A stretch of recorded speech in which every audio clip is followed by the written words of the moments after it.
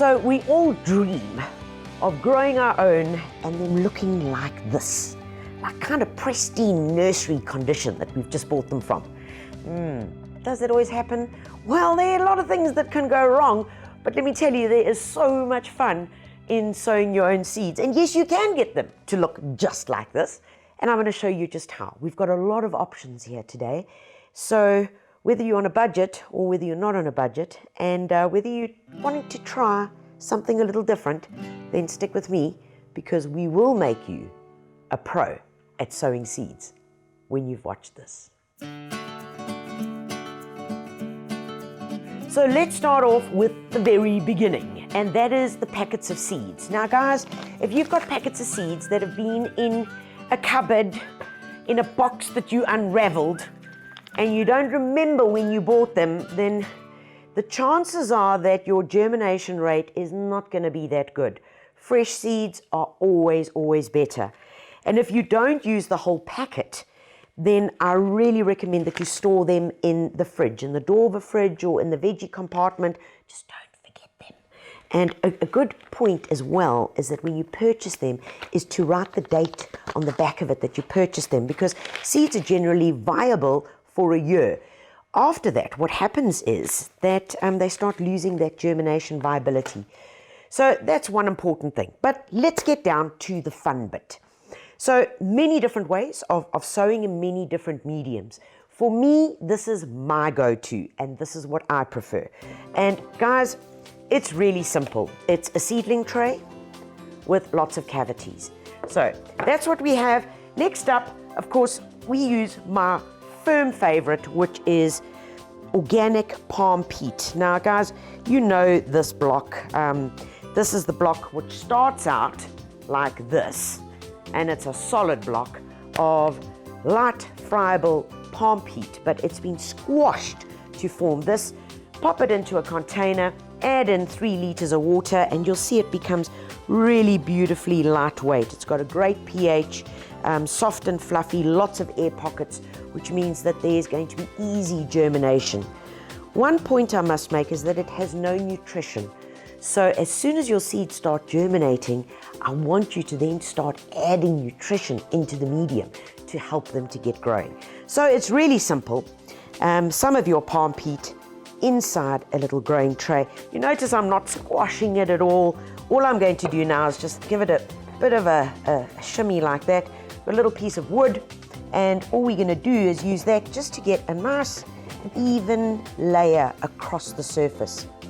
Now, when it comes to larger seeds, this is the general rule. So here we've got some little jemmies, and in this case, I've got some very fine, and these are snapdragons, and they are exceptionally fine seed. So to start off with, let me show you the application that you would do if you were using just like this, which is larger seed, and you can feel that it's larger. Okay, so out it comes, and that's the size of the seed. Now, when you're doing this, it literally is you are taking the seed and you are placing. And you are placing. Just like that. All right, and also, how many gem squash bushes are you going to need? So, you can either do it this method, in which I'm going across here, and that should be more than enough, and then all you would do is just gently depress it down. Just like that. Nice and easy, okay?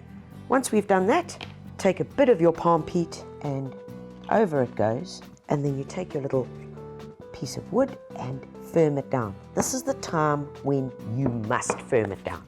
We firm it down so that the seed gets in contact with our growing medium, and when that happens, the seeds, there's something genetic in them that says, I now need to grow.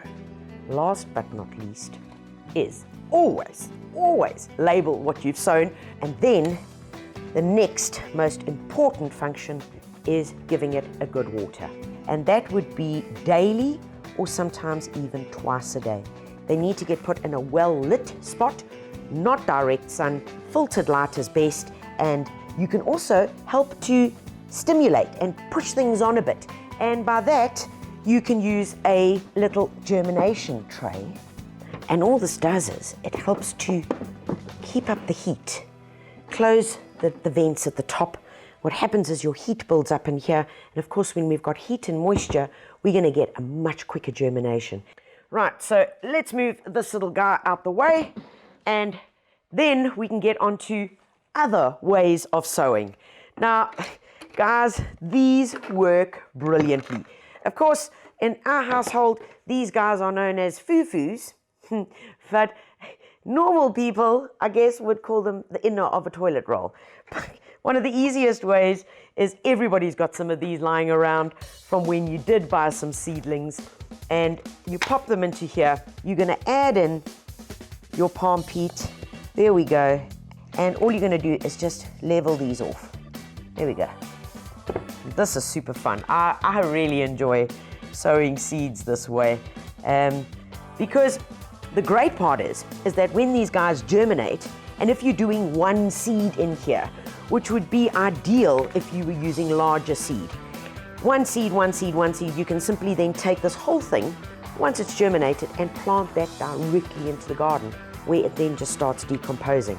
But if we were going to do some finer seed in this, and an example would be using these tall snappies, which are incredibly fine. And just look here. Look at them. It is so fine that this can get a little bit daunting. But guys, you got to do it gently and take it slow.